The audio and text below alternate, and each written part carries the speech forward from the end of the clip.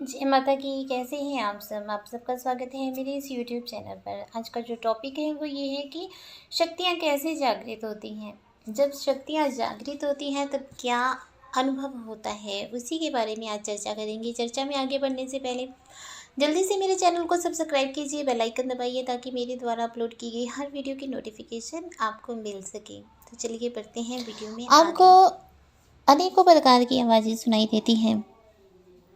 कभी आपको ओम की आवाज़ सुनाई देती है, कभी आपको ओम नमः शिवाय की आवाज़ सुनाई देती है, कभी कभी आपको मंत्र उच्चारण करते समय आपके मन में अनेकों सवाल आते हैं और उन सवालों के जवाब भी आपको अपने आप ही प्राप्त होने लगते हैं।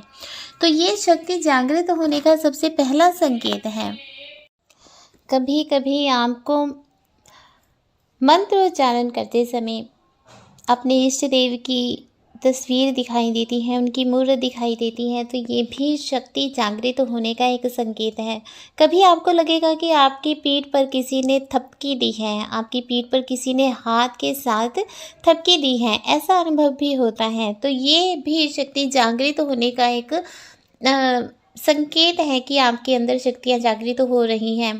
कभी कभी आपको अपने इष्ट देव की छवि दिखाई देती है, जिनका आप मंत्र उच्चारण कर रहे हैं, जिनका आप मंत्र सिद्ध कर रहे हैं, उनकी आपको दर्शन होने आरंभ हो जाते हैं। कई बार स्वप्न में होते हैं, कई बार आपको ऐसे ही चलते फिरते अचानक आपको लगेगा कि आपने भोलेनाथ, लगता है कि हमारे पास खड़े थे, अरे कोई था हमारे पास, अरे उनकी छवि ऐसी थी जैसे भोलेनाथ थे, या कृष्ण जी थे, राधा जी थे, या माता काली थे। इस प्रकार से आपको जिस भी देवी देवता की आप आराधना कर रहे होते हैं, उनके पास होने का एहसास आपको होने लगता है। तो ये भी मंत्र सिद्धि का ही एक संकेत है। ये संकेत आपको बताता है कि आप में शक्तियाँ जागृत हो रही हैं।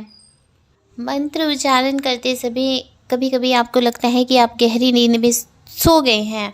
आप मंत्र उच्चारण कर रहे होते हैं, लेकिन आपको ऐसे लगता है कि मैं तो सो गई थी या मैं सो गया था।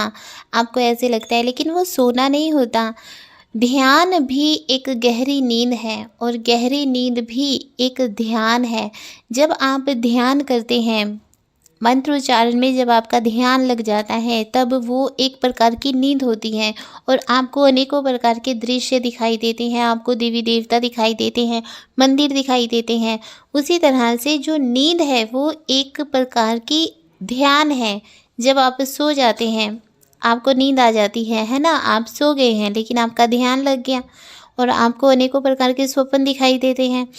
उसी प्रकार से नींद एक ध्यान है और ध्यान एक नींद है। जब आप ध्यान कर रहे होते हैं, आपके अंदर की शक्तियाँ जागृत होती हैं, तो वो शक्तियाँ आपको अनेक प्रकार के दृश्य दिखाई देती हैं, आपको मंदिर दिखाई देते हैं, आपको अनेक प्रकार के देवी देवता दिखाई देते हैं। कभी कभी आपको जो दृश्य दिखाई देते हैं आने वाले समय में, वो आपके साथ घटित होता है।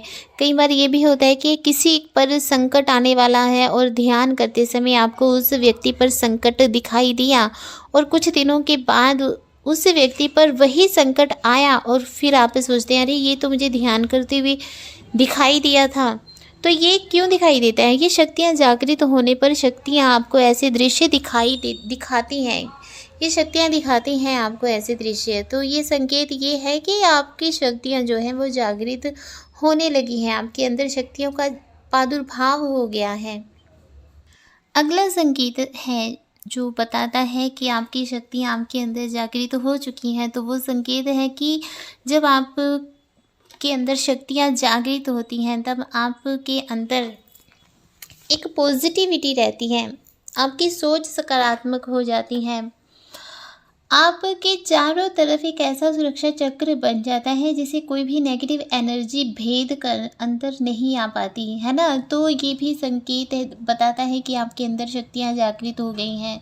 जब आप किसी नेगेटिव जगह के पास से गुजरते हैं, मान लीजिए कि आप किसी शमशान के पास से गुजर रहे हैं, तो पहले आपको डर लगता था शमशान के पास से गुजरते हुए, लेकिन जब आपके अंदर शक्तियाँ जागृत हो जाती हैं, तब आपको शाम के समय, रात के समय भी शमशान के पास से गुजरते हुए डर नहीं लगता है। एक शक्ति हर समय आपकी रक्षा सुरक्षा करती रहती है और उसी शक्ति की वजह से आपको डर का अनुभव नहीं होता। तो ये संकेत भी ये बताता है कि आपके अंदर शक्तियाँ जागृत हो गई हैं और वही शक्तियाँ हर समय आपकी रक्षा सुरक्षा कर रही हैं, आपके चारों तरफ एक सुरक्षा कवच बना रही हैं, जिसकी वजह से आपको डर का अनुभव नहीं होता, क्योंकि डर का अनुभव तभी होता है जब आपके चारों तरफ सुरक्षा घेरा नहीं बना होता, आपका ऑरा जो है वो स्ट्रॉन्ग नहीं होता। और जब कोई शक्ति जागृत होती है तो सबसे पहले तो आपका ऑरा ही स्ट्रॉन्ग होता है, जिसकी वजह से कोई भी नेगेटिव एनर्जी आपके ऑरे के अंदर नहीं घुस पाती, आपके ऑरे को खंडित नहीं कर पाती। जब ऑरा खंडित हो जाता है तब डर का अनुभव होता है, और वहीं जब कोई शक्ति जागृत होती है तो ऑरा स्ट्रॉन्ग हो जाता है, तो आपको डर का अनुभव नहीं होता। तो ये संकेत ये बताता है कि आपके अंदर जो शक्तियाँ हैं वो जागृत हो गई हैं, जिसकी वजह से आपके हर समय आपको ये एहसास होता है कि कोई एनर्जी है आपके आसपास जो हर तरफ से आपकी रक्षा सुरक्षा कर रही है। जब आपका कोई मंत्र सिद्ध हो जाता है और आपके अंदर शक्ति जागृत हो जाती है, तब आपको हर कार्य बहुत ही सुगम और सरल लगने लगता है। जैसे हमारी एक शिष्या है, वो अपनी भक्ति करती है, लेकिन उसके घर में काम करने वाला कोई नहीं है। तो वो क्या करती है कि घर का सारा काम भी उसने करना है, बहुत बड़ी उसकी फैमिली है, अकेले ही सब कुछ मैनेज करती है। जब शक्तियाँ जागृत होती हैं तब सब कुछ मैनेज करना बहुत आसान लगने लगता है। तब इस प्रकार से भक्ति करना भी बहुत मज़ेदार लगने लगता है, बहुत आसान लगता है, और भक्ति करने में आनंद भी बहुत आता है। तो ये सब जो लक्षण होते हैं ये आपको संकेत देते हैं कि आपको अपनी भक्ति मार्ग में और भी अधिक आगे बढ़ना चाहिए, क्योंकि अब आपके अंदर शक्तियाँ जागृत हो रही हैं। ये अवस्था ऐसी होती है जिस अवस्था में किसी भी साधक को या किसी भी भक्त को रुकना नहीं होता, आगे ही आगे बढ़ते रहना होता है। तो जब शक्तियाँ जागृत होती हैं तब हर कार्य जो है वो बहुत ही आसान लगने लगता है, सरल लगने लगता है।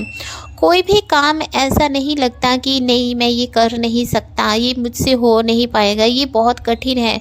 ये शब्द जो हैं वो आपकी लाइफ से, आपकी ज़िंदगी से बिल्कुल ही ख़त्म हो जाते हैं, और आपको लगता है कि ये कार्य तो मैं बहुत आसानी से कर सकता हूँ, अरे ये तो मुझसे हो जाएगा। तो इसलिए आपके अंदर जब शक्ति जागृत होती है तब आपके अंदर पॉजिटिविटी इतनी अधिक आ जाती है कि आप हर काम करने के लिए अग्रसर रहते हैं कि हाँ मैं ये काम कर सकता हूँ। तो ये भी शक्ति जागृत होने का एक संकेत है। आपका जो विश्वास है, आत्मविश्वास, खुद पर विश्वास है ना, वो बढ़ जाता है। आपको इसलिए लगता है कि मैं सब कुछ कर सकता हूँ। आपका आत्मविश्वास बढ़ जाता है। हर कार्य करने के लिए आपका मन तत्पर रहता है कि हाँ मैं ये कार्य कर सकता हूँ, कुछ भी ऐसा नहीं है जो मैं नहीं कर सकता। आपका विश्वास इतना मजबूत हो जाता है कि आप सब कुछ करने के लिए तत्पर रहते हैं। कुछ संकेत ऐसे होते हैं जो संकेत मिलने पर जो साधक होता है वो ये सोचता है कि मुझे वहम हुआ, मुझे भ्रम हुआ, जबकि वो भ्रम नहीं होता। वो देवी देवताओं की तरफ से दिए गए संकेत होते हैं।